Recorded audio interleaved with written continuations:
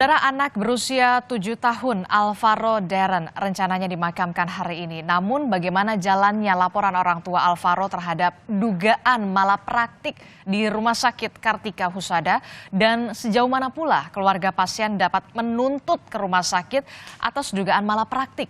Kami akan membahasnya bersama dengan orang tua Alvaro Darren, Albert Francis, secara daring dari Bekasi, Jawa Barat, dan juga ada juru bicara Ikatan Dokter Indonesia, Beni Satria, serta juga ada pengurus harian Yayasan Lembaga Konsumen Indonesia YLKI, Indah Suksmaningsi. Selamat pagi.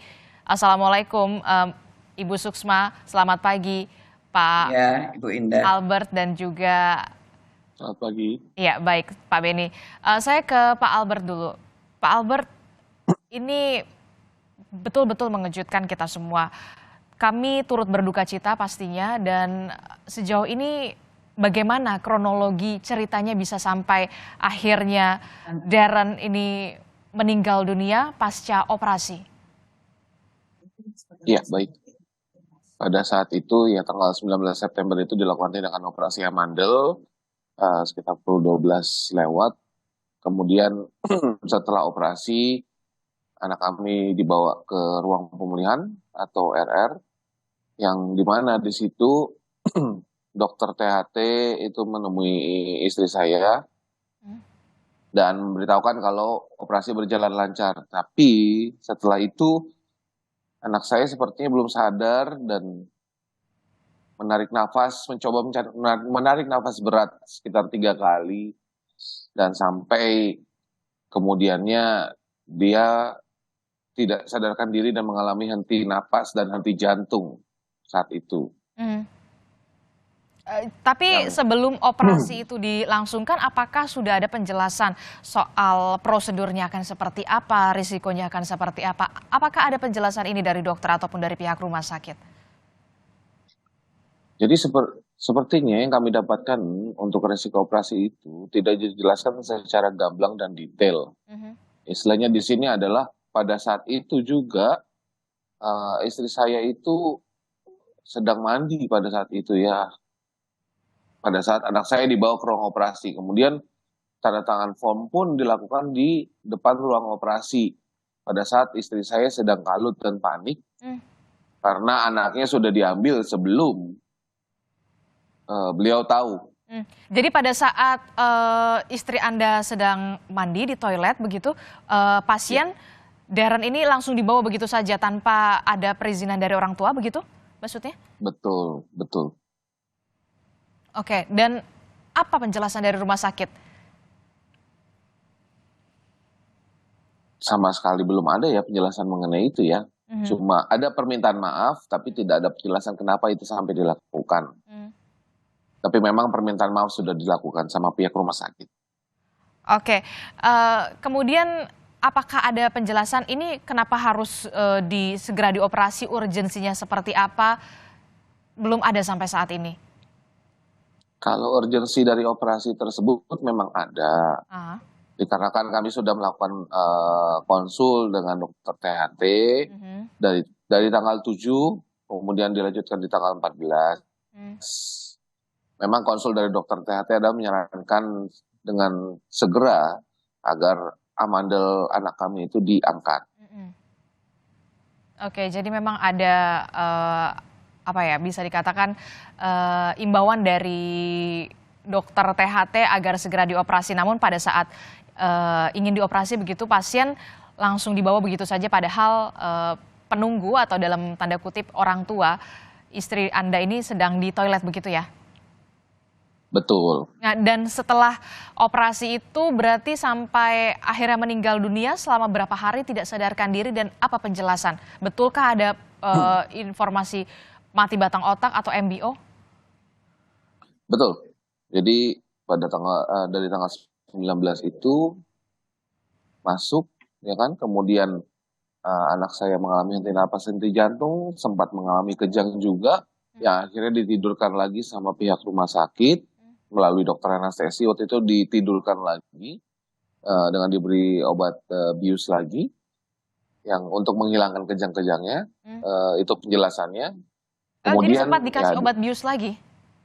Sempat, betul. karena anak saya mengalami kejang hebat setiap 15 menit sekali dan dari pihak dokter memberikan obat bius sebagai penenangnya. Oke, baik. Saya langsung ke Pak Beni. Pak Beni, sebagai juru bicara Ikatan Dokter Indonesia, apa yang terjadi? Operasi amandel bisa dikatakan operasi yang tidak terlalu rumit dan kemudian berakhir MBO, mati batang otak, dan akhirnya meninggal dunia. Apa sebenarnya yang terjadi? Baik, terima kasih Bu Indah. Dan yang pertama, kami dari Ikatan Dokter Indonesia tentu menyampaikan bela sungkawa yang sedalam-dalamnya atas kejadian yang menimpa Pak Albert dan keluarga. Dan tentu hal ini juga tidak diinginkan oleh siapapun. Pak Beni, maaf, kami kurang jelas mendengarkan suara Anda. Bisa dibesarkan volumenya? Baik, mohon maaf. Kalau ini sudah jelas, Mbak Indah. Oke, volumenya bisa dinaikkan kembali ya. Baik. Oke, silakan Pak Beni. Nah, tentu yang pertama kami kembali lagi menyampaikan bela sungkawa yang sedalam-dalamnya atas kejadian yang menimpa Pak Albert dan keluarga. Dan tentu hal ini tidak diinginkan baik di seluruh dokter Indonesia maupun pihak rumah sakit. Nah, terkait apa yang sudah dialamin oleh ananda kita, ini kami sedang menunggu proses audit medis. Dan tentu hak pihak keluarga untuk mengadukan ini ke proses hukum dan kami menghormati proses ini. Nah, adanya dugaan pelanggaran malpraktek tadi yang disinggung, ataupun adanya dugaan pelanggaran standar prosedur, ini adalah kewenangan dari majelis disiplin. Tentu ini juga menjadi kewenangan majelis disiplin untuk menentukan ada atau tidaknya pelanggaran disiplin atas standar prosedur tindakan yang dilakukan. Nah, tentang standar yang dilakukan, tentu ini nanti mengacu kepada proses tadi audit medis yang dilakukan di internal rumah sakit, termasuk proses yang nanti akan dilakukan oleh majelis, Mbak. Jadi kita memang saat ini masih menunggu proses ini, termasuk juga menghormati hak keluarga untuk mengambil atau melaporkan ini ke ranah hukum. Oke, ya itu satu hal ya. Kemudian laporan ke polisi sudah dibuat begitu. Tapi untuk di Ikatan Dokter Indonesia sendiri seperti apa? Apakah akan melakukan investigasi dengan majelis disiplin atau seperti apa? Memanggil dokter-dokter yang terlibat, tim operasi di sana? Ya, seperti kami sampaikan tadi, proses audit medis ini melibatkan tim internal rumah sakit dan juga peer group dari organisasi profesi. Ini yang memang harus dilakukan terlebih dahulu untuk menentukan apakah ada sebab akibat pelanggaran yang dilakukan atas satu prosedur tindakan operasi sehingga menyebabkan ananda ini meninggal. Oke, tapi pernah ada sebelumnya kasus-kasus semacam ini, dokter? Nah, kalau secara laporan mungkin secara teknis belum sampai secara teknis ini adalah penyebabnya adalah akibat tindakan operasi. Tapi seperti yang disampaikan oleh pihak rumah sakit dan beberapa literatur bahwa apapun tindakan operasi memang berdampak terhadap resiko kepada kematian. Nah, ini yang tadi disampaikan oleh Pak Albert bahwa ada indikasi tidak dijelaskan secara gamblang terkait komplikasi tindakan operasi ini. Nah, resiko tindakan operasi termasuk juga infeksi yang dialami oleh ananda di tonsilitis karena itu daerah tenggorok dan dekat dengan batang otak, apakah ini juga akan menyebabkan menjadi salah satu penyebab ini yang harus dilakukan investigasi melalui audit medis tadi. Oke, untuk terkait dengan apakah ada kesalahan prosedur di sana pada saat operasi itu masih harus diinvestigasi lagi berarti begitu ya, Dokter Beni?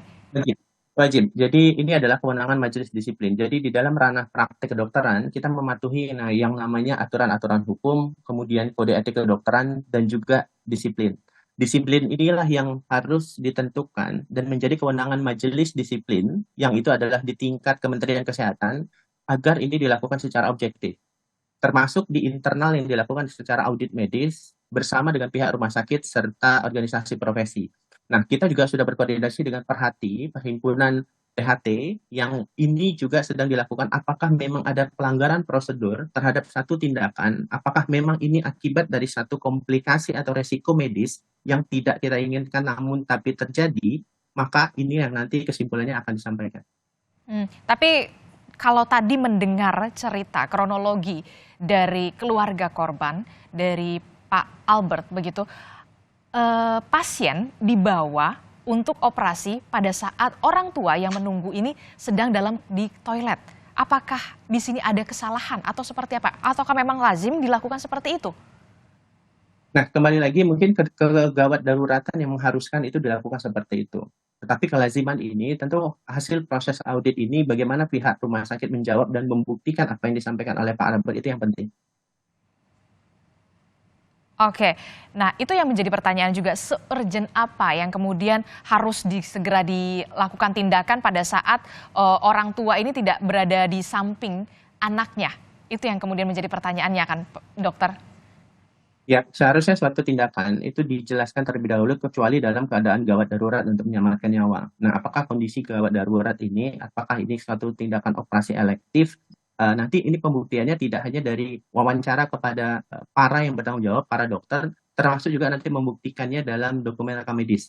Ini yang harus dilakukan audit tadi, baik yang dilakukan oleh secara internal oleh komite medis di internal rumah sakit, maupun oleh majelis disiplin nanti, Mbak Indah. Oke, baik.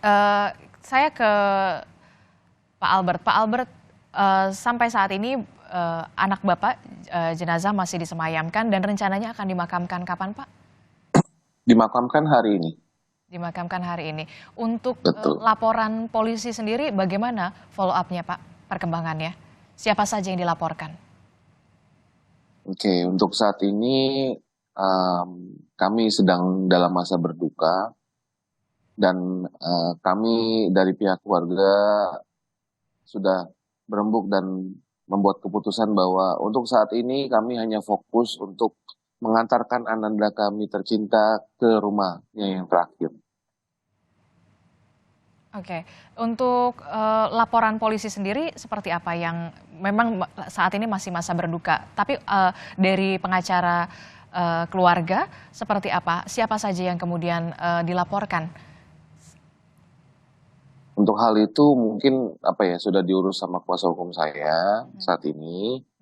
Ya, untuk urusan itu memang sudah saya pending dulu ya dari pihak kaminya. Saya bilang nanti saja dulu, kami sedang tidak mau memikirkan itu dulu. Oke. Lebih baik kami fokus dulu sama anak kami ini untuk mengantarkannya, baru nanti ada diskusi lebih lanjut. Oke, sampai detik ini apakah ada pernyataan dari pihak rumah sakit, Pak Albert? Untuk pernyataan dari pihak rumah sakit, memang pihak rumah sakit sudah menyampaikan istilahnya maaf apabila memang ada kekurangan dan kesalahan dari pihak rumah sakit tersebut. Kemudian juga pihak rumah sakit juga sangat kooperatif dalam hal ini untuk kelangsungan pemakaman anak kami. Ya, kami juga sangat berterima kasih untuk itu. Dan dari pihak rumah sakit, untuk saat ini komunikasi kami memang cukup baik terjalin. Oke, berarti memang sudah ada permintaan maaf sebenarnya dari pihak rumah sakit penjelasannya ya, Pak Betul. Albert ya. Ya. Baik, saya ke YLKI, Bu Suksmaningsi, terkait dengan Bu Indah, terkait dengan informasi yang dikatakan memang sudah ada penjelasan begitu. Sebenarnya apa yang terjadi pada anak Pak Albert ini, peristiwa yang bisa dikatakan jarang terjadi. Dari kacamata YLKI sendiri, sejauh mana kemudian keluarga pasien ini bisa menuntut rumah sakit? Ya, dari perspektif perlindungan konsumen, biasanya sengketa antara konsumen dan produsen itu terjadi, itu yang pertama adalah persoalan product knowledge. Yang kedua, bukan dalam urusan rumah sakit ya, tetapi selalu persengketaan konsumen dan produsen itu pertama kali adalah soal product knowledge. Cukup jelaskah konsumen menerima penjelasan ini? Nah, yang jadi masalah ketika urusan dokter dan pasien itu memang konsumen agak rada kurang menangkap kalau kemudian dijelaskan. Nah, kalau kemudian yang kedua itu bisnis proses. Menurut saya, daripada menurut YLKI, kita selalu harus mengacu kepada ini untuk mengatakan bahwa ini adalah kecelakaan atau ini memang kelalaian birokrasi atau kelalaian pihak rumah sakit. Karena di dalam rumah sakit, saya juga mantan dari Konsil Kedokteran Indonesia yang juga memiliki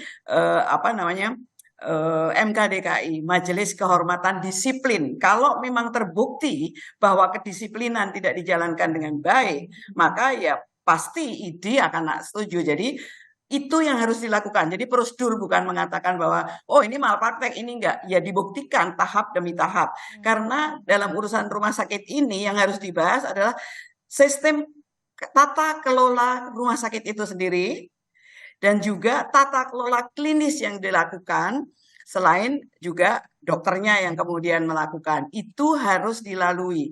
Jadi nggak boleh, oh ini malpraktek, ini dan tidak, sebelum ada pembuktian secara jelas. Silahkan datang tidak hanya ke polisi, ke MKDKI, karena persoalan dokter berani menyuntik tanpa alkohol aja itu dipermasalahkan, melanggar disiplin. Dan itu saya selama 6 tahun ada di konsil kedokteran, sayangnya sekarang di bawah negara ya. Sebetulnya ketika orang seperti YLKI, orang konsumen yang bukan dokter, duduk di dalam suatu institusi seperti konsil kedokteran, itu adalah menyenangkan. Karena gini loh, kalau itu tidak dibuka, bukan negara, tetapi itu adalah departemen atau Kemenkes, kementerian, itu kurang afdol. Pasti konsumen akan mengatakan, kalau ini negara, pasti negara ada wakil masyarakatnya, ada masyarakatnya, ada kemudian pemerintahnya, yaitu kementerian, Tapi duduk di dalam independen. Nah, yang sering menjadi gagasan kan gini, nggak fair dong kalau itu di bawah kementerian. Karena kemudian masyarakat ngomong, sumpah dokter itu, perlakukan sesama dokter sebagai saudara kandung. Lalu konsumen apa? Anak tiri gitu. Maka seharusnya memang MKDKI atau KKI itu ada di pemerintah, bukan di kementerian. Jadi ini adalah juga carut-marut. Nah, itu dibuktikan dulu deh. Untuk clinical governance-nya itu juga dicek. Tidak hanya kemudian corporate-nya, apakah dia sudah melakukan dengan baik. Nah, kewenangan masing-masing klinis. Sesudah itu semua dicek, itu tolong lewat konsil kedokteran atau MKDKI, Majelis Kehormatan Disiplin Dokter, itu harus yang saya kira ID setuju untuk itu dilibatkan karena pekerjaannya itu. Oke. Kalau enggak, ya itu. Oke, dan Bu Indah, dan tentu saja pasien itu perlu, dan juga keluarga pasien itu mendapatkan hak-hak untuk mendapatkan penjelasan ya. Tidak hanya itu, tata kelola rumah sakit, tata kelola klinisnya juga yang harus diperhatikan betul ya. Harus. Oke, dan benarkah ini bisa dikatakan sudah tepatkah kemudian keluarga dari pasien ini menuntut itu merupakan hak juga, Bu Indah? Iya. Ya iya, apalagi sekarang ini loh, posisinya MKDKI, Majelis Kehormatan itu di bawah kementerian, bukan negara. Kalau negara ada wakil masyarakat, dia harus lebih baik. Kalau pemerintah ya itu tadi yang saya katakan. Loh, orang ini pemerintah kan kalah sama sumpah dokter. Dokter itu bersumpah menjadi dokter bahwa saya akan melakukan sesama profesi saya itu sebagai saudara kandung. Lah saya itu sebagai lembaga konsumen apa, atau sebagai Pak Alexander ini anak tiri gitu di negeri ini. Itu yang semua marut-marut itu yang menjadikan ini menjadi tidak jelas. Itu menurut saya Bapak harus ke MKDKI, Bapak. Karena di situ ada pelanggaran itu. Makasih. Ada beberapa tahapan yang memang seharusnya dilalui oleh keluarga pasien selain kemudian juga melaporkan kepada kepolisian soal ini. Kita akan bahas kembali bersama dengan sejumlah narasumber kita di Sapa Indonesia Pagi, tapi kita jeda sejenak. Anda masih bersama kami di Sapa Indonesia Pagi. Saudara, kita masih melanjutkan dialog kita di pagi hari ini terkait dengan kasus seorang anak berusia 7 tahun yang melakukan tindakan operasi amandel di saat yang bersamaan kemudian tidak sadarkan diri begitu sampai akhirnya meninggal dunia. Kita masih membahasnya bersama dari Ikatan Dokter Indonesia, ada YLKI dan juga keluarga pasien. Saya ke Pak Beni dulu. Pak Beni, langkah apa yang nantinya akan dilanjutkan ini di audit medis? Tadi Anda sempat mengatakan sebelum kita memulai ada audit medis, dan berapa lama ini akan dilakukan, dan jika nantinya ada terbukti kesalahan prosedur atau malah praktik, apa sanksinya? Baik, terima kasih Mbak Indah. Tadi juga sudah disinggung oleh Bu Kusuma dari YLKI bahwa rumah sakit itu wajib melakukan tata kelola rumah sakit yang baik. Di luar tata kelola rumah sakit yang baik, rumah sakit juga harus melakukan tata kelola klinis yang baik. Nah, tata kelola klinis yang baik ini adalah dengan salah satunya melakukan audit klinis. Nah, audit klinis ini sebenarnya adalah ranah komite medis. Nah, namun sayangnya di dalam undang-undang terbaru, komite medis itu tidak lagi disebutkan. Ini yang kemudian proses independensi tadi, hak pasien tadi, hak konsumen tadi, atas pelayanan jasa kesehatan, ini yang kemudian harus kita buktikan melalui apa. Nah, kembali lagi, kalau ini terbukti dari proses audit medis yang dilakukan komite medis nanti, dan kemudian dilakukan juga oleh yang lembaga independen, oleh Majelis Disiplin atau MKDKI, Majelis Kehormatan Disiplin Kedokteran, dan kemudian terbukti, seandainya terbukti, maka sanksi hukumnya ada. Sebagaimana yang dituntut oleh pihak keluarga melalui kuasa hukum, bahwa ada tuntutan di sana apabila ini mengakibatkan kematian. Maka ada ancaman 5 tahun penjara atau denda 500 juta rupiah. Namun ada satu klausul yang menyatakan bahwa apabila ada dugaan melakukan kesalahan di dalam menjalankan profesinya, sebagaimana disebut dalam Undang-Undang Terbaru 17/2023, maka itu sebenarnya harus dilakukan terlebih dahulu melalui alternatif penyelesaian sengketa atau kita sebut dengan mediasi atau negosiasi. Nah, proses mediasi atau negosiasi ini yang sepertinya belum berjalan sehingga pihak keluarga lebih mengambil langkah hukum. Oke, berarti, nah ini kan kalau dari sanksi ke bisa dikatakan dokternya ya, ini kan cabut izin prakteknya, izin profesinya dan segala macam. Nah, untuk rumah sakitnya sendiri seperti apa? Ya, di ketentuan pasal 193 Undang-Undang 17/2023 jelas menyebutkan bahwa rumah sakit ini bertanggung jawab terhadap semua kerugian yang dilakukan atas kelalaian yang dilakukan oleh tenaga kesehatan di rumah sakit. Tentu proses kelalaian ini adalah proses asas kausalitas. Apakah memang ada bukti tadi melalui audit medis sehingga rumah sakit kemudian bertanggung jawab? Bertanggung jawab ada Pak atas semua kerugian apa yang tadi dituntut. Dan tentu ini adalah ranah hukum yang nanti akan dibuktikan kerugiannya itu seperti apa, Mbak. Oke, berarti ada audit medis, ada audit klinis, begitu ya, Pak Beni ya? Iya. Oke. Ini nanti ranahnya adalah berbeda, tentu terkait pelanggaran disiplin adalah ranahnya kewenangan majelis disiplin, terkait ranahnya etik nanti menjadi kewenangan majelis etik. Oke, jadi ada berbagai macam sisi yang kemudian harus diinvestigasi dan juga diaudit, begitu ya. Bu Indah, saya ke Bu Indah. Bu Indah, berarti keluarga pasien berhak untuk menuntut ganti rugi. Bu Indah, maaf masih di mute audionya. Iya, Oke, tapi sebagai silakan, organisasi konsumen, iya boleh aja menuntut, tetapi sebagai YLKI, saya menyarankan menggunakan itu tadi, Majelis Kehormatan Disiplin. Dan itu juga dilakukan gitu. Karena dia lebih mengetahui, kadang-kadang polisi menggunakan saksi ahli itu juga dari MKDKI. Karena ilmu yang dia ketahui tentang apakah ada audit selesai di BIOS itu semua begitu detailnya. Kalau saya boleh masih ingat sedikit tindakan konsilektominya seperti apa, itu semua masing-masing bentuknya audit dan dikerjakan oleh orang yang mengerti persis melakukan itu. Makanya saya cemburu sekali kalau kenapa sekarang dia tidak independen, bukan negara, tetapi masuk ke kementerian. Apalagi kalau lihat sumpah dokter. Perlakukan dokter sebagai saudara kandung. Bapak, kita bisa apa Bapak yang saya turut berduka cita ini? Kemudian mereka keluarga sebagai perlakukan semua dokter itu kan agak curiga. Kalau ini negara, ada faktor representasi dari YLKI yang duduk di sana. Lah, nggak mungkin saya sebagai saksi bahwa dia memperlakukan konsumen itu sudah pasien dan konsumen sudah secara benar. Karena itu yang penting bagi YLKI adalah seseorang yang sudah memilih profesi sebagai pembela konsumen, yang nomor satu konsumen gitu. Sehingga sampai dia dikatakan dalam sumpahnya akan menjadikan sesama dokter, Cuma dokter Beni ya curiga dulu. Sekarang semakin ngerti karena di KKI enggak.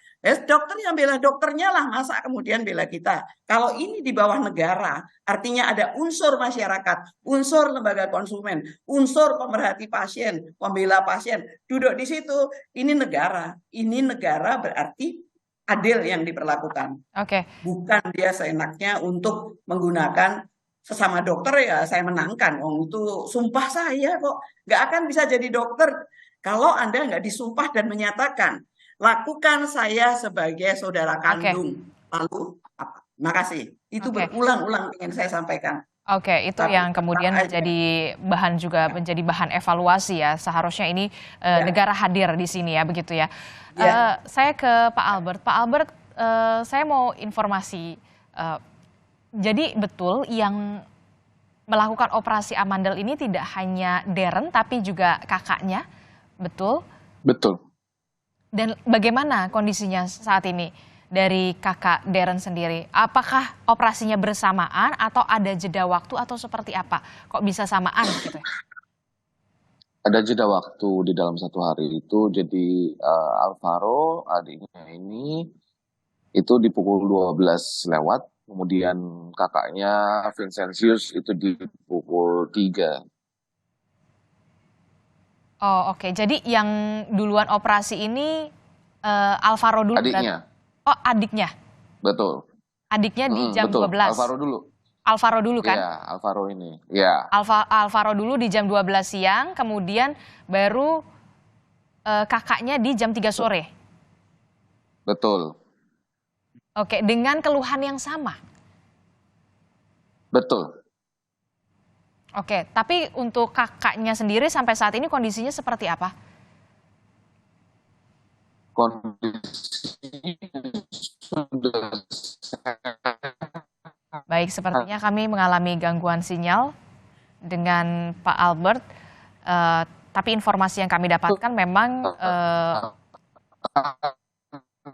Alvaro Darren melakukan operasi di rumah sakit tersebut di jam 12 siang, kemudian barulah disusul oleh itu tidak lama dia. Pak Albert, kami mengalami gangguan sinyal, tidak bisa mendengar jelas. Kami mencoba kembali memperbaiki. Saya ke Pak Beni dulu. Pak Beni, jadi nanti sanksinya seperti apa? Dan apakah ini memang tanggung jawab rumah sakit juga? Baik, jadi terkait sanksi dokter yang terbukti melanggar etik, tentu nanti akan ada sanksi etik. Kemudian kalau dokter melanggar disiplin, maka akan ada sanksi disiplin yang akan ditetapkan oleh majelis disiplin. Sanksi dari majelis disiplin apabila ini terbukti melakukan pelanggaran disiplin sampai kepada pencabutan surat izin praktiknya. Nah, tentu ranah hukum nanti ya kita akan melihat lagi pembuktian dari sisi hakim, maka ketentuan tadi seperti saya sampaikan ancamannya adalah 5 tahun penjara atau denda maksimal 500 juta. Oke, itu kalau dari segi ranah hukum berarti perlu nggak keluarga pasien ini melapor dulu atau sudah pasti langsung otomatis ditangani, diproses? Ya kan, karena ini delik aduan, sifatnya delik aduan, maka yang merugikan baik pihak keluarga, pasien, maka berhak melakukan pengaduan. Nah, tentu pengaduan ini perlu pembuktian dari asas pembuktian. Nah, kami harapkan di luar asas pembuktian yang diatur di dalam 184 KUHP, tentu asas kausalitas ini penting. Apakah memang perbuatan yang dilakukan tadi atas pelanggaran disiplin tadi yang menyebabkan kemudian meninggalnya pasien? Oke, berarti keluarga pasien perlu melapor ke? Pertama, tadi sudah dijelaskan oleh Bu Suksma, silahkan melapor ke Ikatan Dokter Indonesia, kita akan melihat dan membuktikan ada pelanggaran etik atau tidak. Kemudian kepada majelis disiplin yang tadi nanti akan ada bukti, ada pelanggaran disiplin atau tidak, karena itu adalah lembaga yang paling berwenang untuk menentukan ada atau tidak adanya pelanggaran disiplin. Kemudian kalau keluarga memilih langkah hukum yang walaupun kami tidak menginginkan ini, tetapi itu adalah hak keluarga, ya itu silahkan. Berarti sampai saat ini belum ada proses itu, sebelum ada laporan? Ya, belum. Oke, saya langsung ke Pak Albert. Pak Albert, kita tersambung kembali tapi menggunakan telepon. Pak Albert, tadi dari penjelasan Pak Beni dari Ikatan Dokter Indonesia, ini akan diproses jika ada aduan dulu, ada laporan dulu ke ID dan juga ke Majelis Kedisiplinan. Apakah nanti keluarga akan berniat untuk melaporkan ini ke ID atau seperti apa? Agar ini betul-betul diproses gitu. Silahkan Pak Albert. Aman kan suara ya? Silahkan Pak Albert. Pak Albert. Halo, ya. Ya, silahkan Pak Albert. Oke, baik. Jadi kami akan mencoba berdiskusi kembali dengan keluarga bagaimana baiknya karena saat ini ananda kami sudah meninggal ya, sudah tidak ada. Betul. Jadi ada kekecewaan memang, tapi kami tidak boleh seterusnya seperti ini. Kami harus lebih bijak lagi untuk berdiskusi dengan keluarga dan bagaimana ke depannya nanti. Karena anak kami sudah tenang, kami lihat sudah tenang, sudah tersenyum, begitu. Oke, baik. Berarti akan ada diskusi lanjutan dulu bersama keluarga. Apakah nantinya akan ada keputusan untuk melaporkan ini ke ID dan juga ke MKD berarti ya, begitu ya? Betul. Masih ada proses diskusi dulu ya? Betul. Oke, Bu Suksma. Ya, Bu Suksma, ya. untuk kasus-kasus semacam ini, tadi disebutkan kan dari Dokter Beni harus ada laporan dulu, delik aduan dulu. Nah, kalau keluarga pasien ini masih pikir-pikir nampaknya. Apakah bisa dari pihak lain atau seperti apa untuk laporan pengaduan ini ke ID dan juga Majelis Kehormatan atau Kedisiplinan? Ya, dari YLKI sendiri. Mesti dikasih. Kalau saya tetap akan memilih untuk menggunakan jalur itu, karena tidak hanya untuk keluarga yang sekarang. Bagaimana kalau kemudian keluarga tidak menyampaikan dan dokter-dokter yang seandainya masih berkeliaran. Jadi ketika Pak Albert ini mengadu, itu juga suatu pahlawan membela saya mengadu, bukan hanya sesuatu yang sudah terjadi ini, tapi saya menginginkan orang lain tidak menderita seperti saya. Jadi dia juga berjuang untuk membela masyarakat, sesama konsumen, sesama posisinya sebagai yang kehilangan itu akan terkurangi di negeri ini dengan menggunakan prosedur-prosedur yang ada.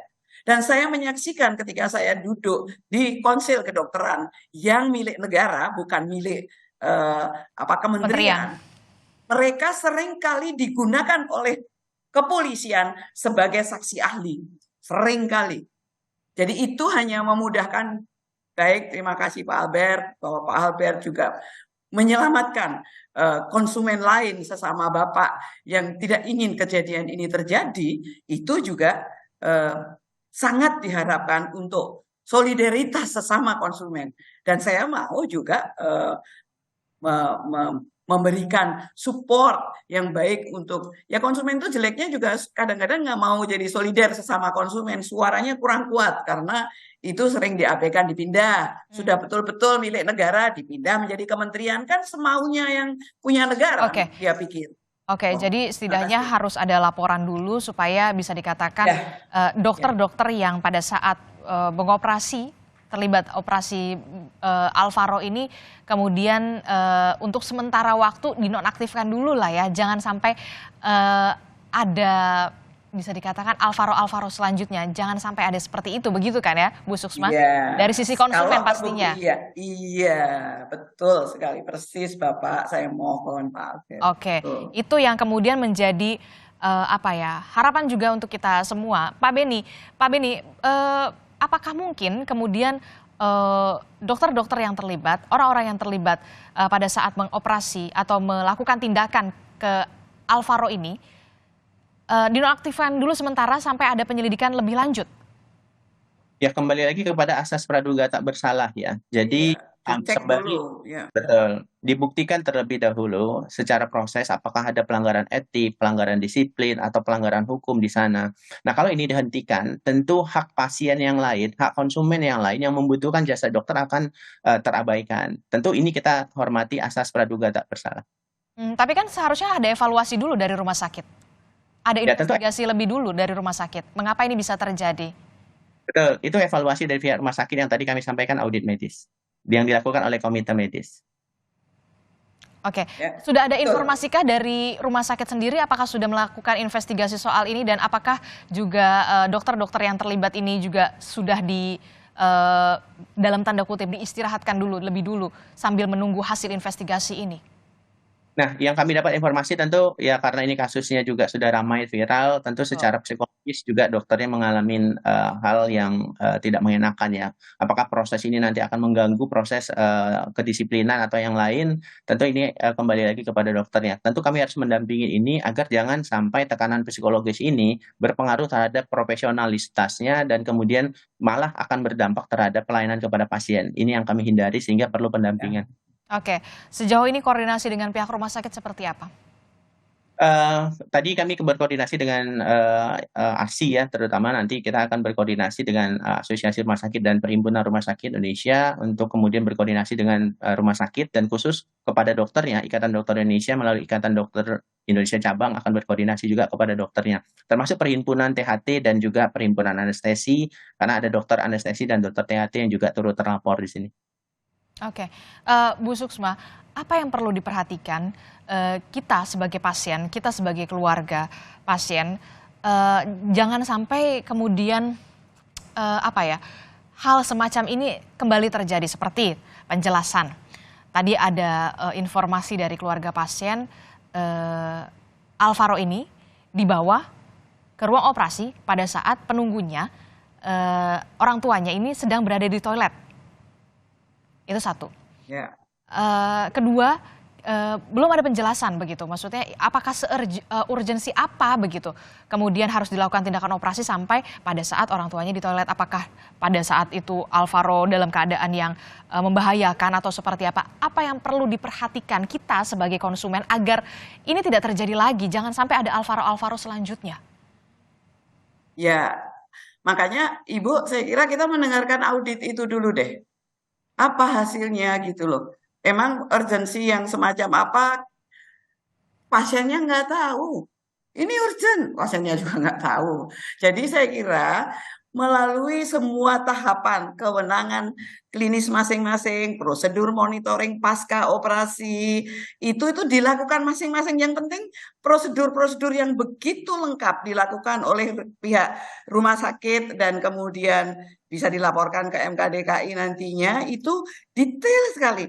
Operasi di ruang pemulihan recovery seperti apa, dicek semua, sudah ada SOP-nya. Yang penting itu tadi yang saya katakan, biasanya persengketaan konsumen dan produsen atau penyedia jasa, ini tuh lebih sulit lagi karena yang dihadapin itu dokter, adalah urusan product knowledge. Konsumennya ngerti nggak gitu. Kalau nggak ngerti, apakah perlu didampingin? Tapi kalau ini urgent, dia juga punya urgensinya apa-apa, catatannya apa, mereka yang bisa membaca gitu. Kita enggak kan. Jadi itu beli waktu untuk melakukan semua yang ditulis tata kelola corporate, artinya tata kelola rumah sakitnya itu diperiksa semua. Nah, dan banyak sekali, detail-detail, laporan anestesi tadi juga dilakukan, laporan operasi, laporan sign in, sign out, siapa yang masuk di ruangan ini, itu aja dicatetin. Nah, kalau itu sampai nggak bener ya oke, ada kecurigaan, boleh kita seuzon. Kenapa yang masuk di ruangan itu bisa banyak orang, atau barangkali juga tercatat itu dia lagi ke kamar mandi, bener nggak?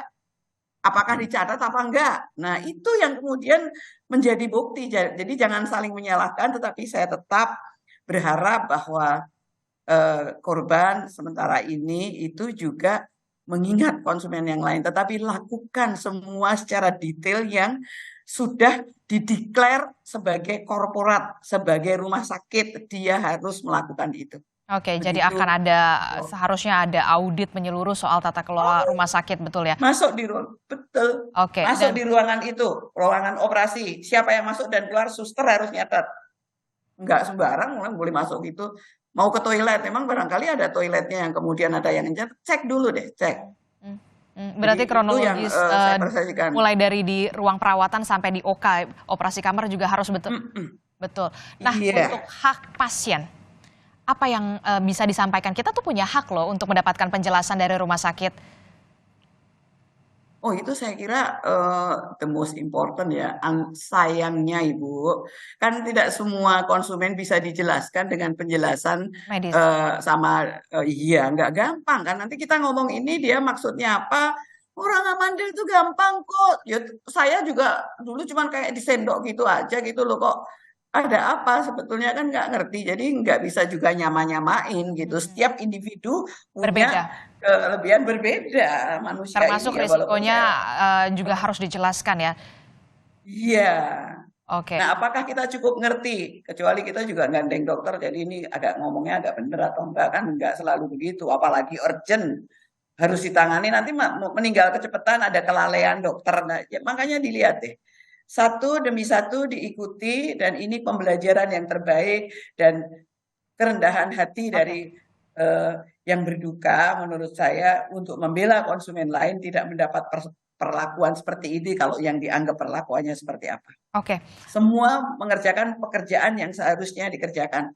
Baru kemudian YLKI juga akan ikut-ikut kalau nggak bener nih. Oke. Kalau begitu. Oke, baik. Ya. Pak Albert, terakhir Pak Albert, apa yang kemudian ingin disampaikan? Karena bisa dikatakan Alvaro ini meninggal dunia setelah operasi, tidak sadarkan diri.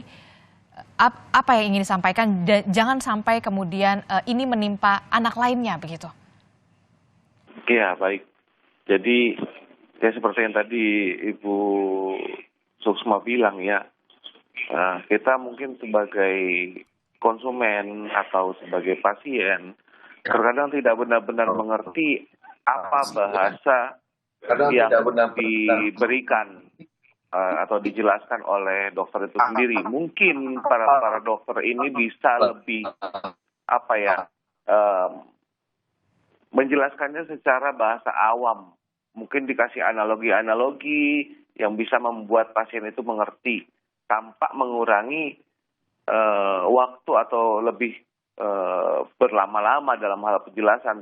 Bisa langsung ke poinnya, tapi dengan penjelasan yang lebih awam, tidak dengan Lebih hanya bisa dipahami. bahasa medisannya. Iya, yang bisa lebih dipahami.